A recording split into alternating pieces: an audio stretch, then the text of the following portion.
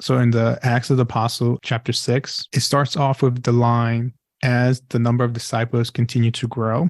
In my mind, I'm picturing, okay, so we have all this people coming to God. And the next lines for me, I took it as, but there was a issue. There was a little stumbling block. It got resolved thanks to people cooperating with the Spirit, with the church, with God, and then ends with the word of God continued to spread, and the number of disciples in Jerusalem increased greatly. So it's this kind of a movement of people coming to God. There's a stumbling block, but because they remain and approach it through the lens of God, it continued, it increased more, it blossomed, it matured, progressed from that. So with that idea of, are we in communion with the Holy Trinity? If we are, that's kind of the pattern of it. People are moving in communion. There may be stumbling blocks, but we can move past it. So in John chapter 14, what I was looking at was how Jesus, in his talk to his disciples, was highlighting how he's in communion with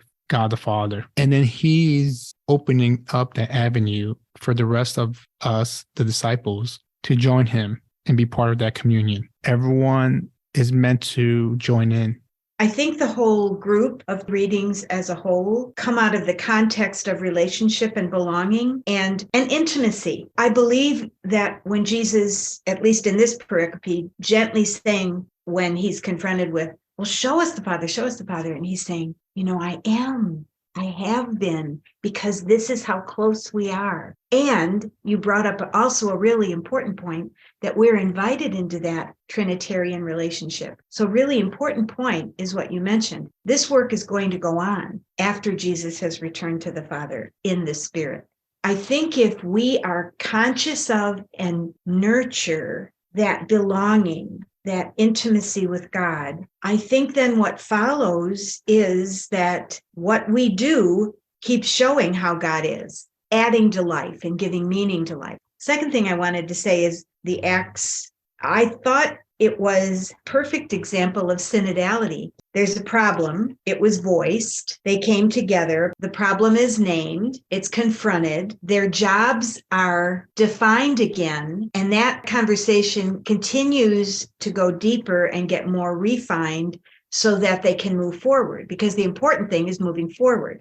Like they might check in with each other. How's everything going now? It kind of struck me as a paradigm for relationships in any groups in which communion is valued, pursued, and lived out of.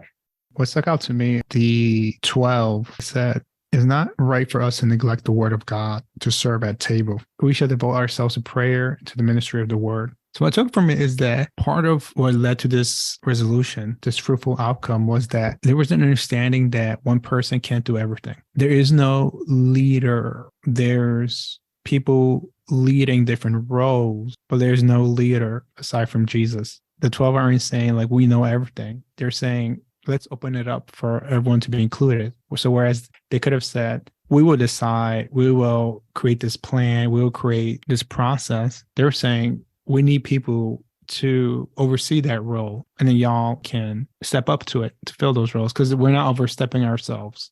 I feel like the template from this, it's saying that we have to acknowledge our own limitations. We can't be the final say in everything. I think there is a sense among some people that being faithful to something old is the pure and good thing, which is a kind of stasis. And we're never called to that. We're constantly changing, and invited to and engage with that. We have to do that. The way I see us needing to appropriate it is understanding that this change is endless, and we need to be cooperative with that and attentive and put our trust in the right thing. Like you said, we're following Jesus here. In the Gospel, John 14, Jesus says, in my Father's house, there are many dwelling places. And if I go, I will prepare a place for you. And if I go and prepare a place for you, I will come back again, take you to myself. I think that helps support this idea of inclusivity. Like there's no limited space within the church. There's no limited space in heaven. It's broad enough for everyone. And so in the Acts reading, what stuck out to me was that they said that Nicholas of Antioch was a convert to Judaism. I think it means something that was included, because it highlighted for me the fact that it didn't matter if someone was a long-time believer or even probably just the day before converted. With this role that they're creating within this church was the idea that we need a community to oversee this aspect of just distribution. And for that, as long as we're in the same direction towards Jesus, it doesn't matter your background credentials in that sense. Like, what degree do you have? How much have you studied? Or do you know the church teachings, so on and so forth, before we can assign this role to you? And I feel like that's kind of what is missed in that small detail, that Nicholas of Antioch was a convert to Judaism, but yet he was still selected for this role. Credentials can sound dangerously like earning a certain status or place. And that, of course, makes it too easy to morph into seeing faith as an intellectual assent to a set of truths. And that can be dangerous. But I believe it's really important to have good, solid theology and to learn it and to know it. I don't think that only belongs to ordained men. Everybody's not going to be interested, but I think it should be open to everyone. And I do think the people who immerse themselves in this can be very important to the church as a whole. But it's a way of being open with it instead of seeing it as a closed system. I would think a great theology teacher would be able to inculcate that spirit. Look, this is where we came from, and this is what shaped that. And this is how life formed the theology of the 4th century and the 5th century. And, as we moved on and on and on. And this is what we have to stand on. And what do we do with it? The two questions in the Gospel of John, well, I'm going to paraphrase, but this is the idea I'm taking from it. The first question that Thomas asked, how can we know the way? Like, what's the path we should be progressing? Because I think Jesus is alluding to preparing a place, somewhat to heaven, return back to God, Trinity, communion. So Thomas is asking, how can we know that way to get there? And Jesus' response is Jesus. That's the way. I guess the point is, as long as we're all focused in on Jesus and make that progression to know him, that's all we need. And for some, it may be a educational thing through kind of degrees and courses. And for some, it may just be through the church community. And I'm sure there's other scenarios. But in both, they're both trying to go through that way in their deepening understanding of Jesus. And then the second question is in regards to kind of knowing God the Father. Philip asked, show us the Father. And Jesus' kind of response is, you have to have the eyesight for it. If you see Jesus, you can see God. Can we see like Jesus? Can we see Jesus in everyone, in the world, and our neighbor, and ourselves? And so we as Christians, or we who are joining this church, it's more about, are we wanting to deepen our relationship with Jesus? And is our sight changing,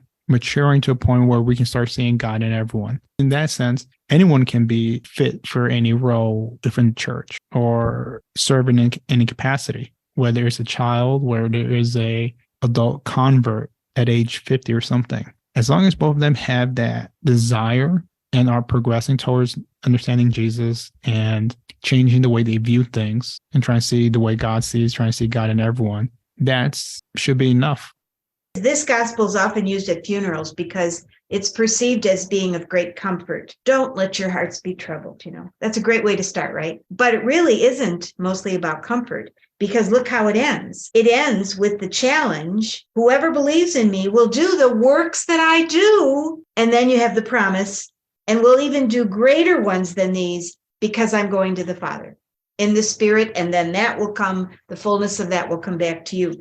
And the second thing I wanted to say was, I think Jesus was saying, expect to meet God everywhere. Expect it. Expect it. And then if you really do, it's obvious to other people, obvious that you're a follower of the way. So we miss kind of the exciting part because we all like comfort. See, we stop too soon, don't we?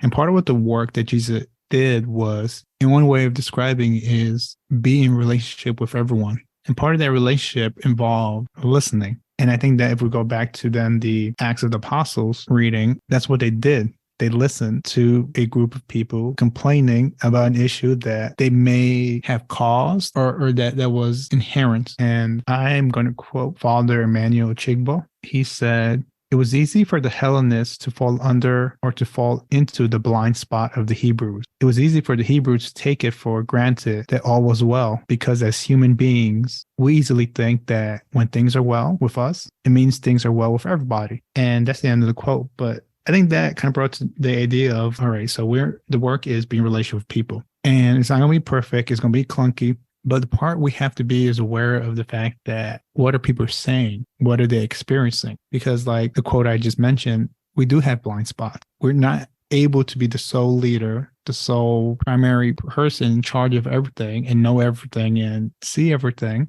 And so it requires us to be attentive to everyone. And then come to that point where we realize we don't have the answers. We may not have the answers. We aren't meant to solve it. Maybe it's an appointed group to be in charge of it, but that falls outside of our own power, our own ideas, plan. We're meant to do as much as listen and give someone else the space, power to proceed with it. And it's not meant to empower us to be the one and only person that decides everything.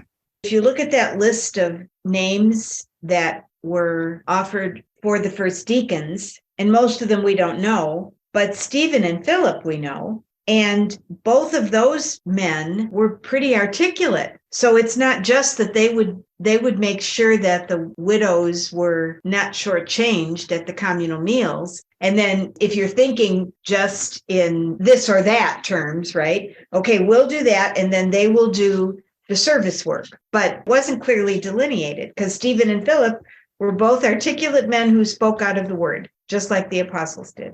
So I think that it's more messy.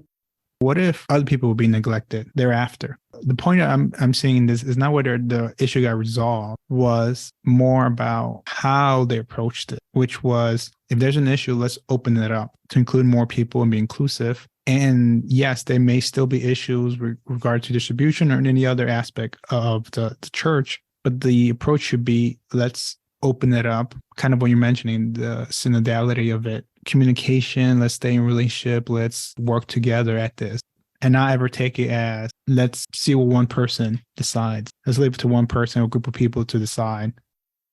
I just want to mention one exegesis of the word widows, which enriched my reading of this. This was in Carol Ostiak and Give Us This Day. And she said, and she's a biblical scholar, and she said, in the Old Testament, widows are often mentioned, right? Like, don't neglect the widows, even though we know that they had no status or income because they had no man to define them and they couldn't be in honorable money-making professions. But in the Old Testament, widows were often reminded not to ignore them because theologically they were compared to the altar. And the altar was the place where gifts to God were given, but it's also the place from which we all receive the gift that God is. And I thought to understand the word widows in that sense, first of all, helped me shift how I read this, but also reminded me of the way we should be paying attention. If we could move through life with that way of paying attention to people, that could be transformative.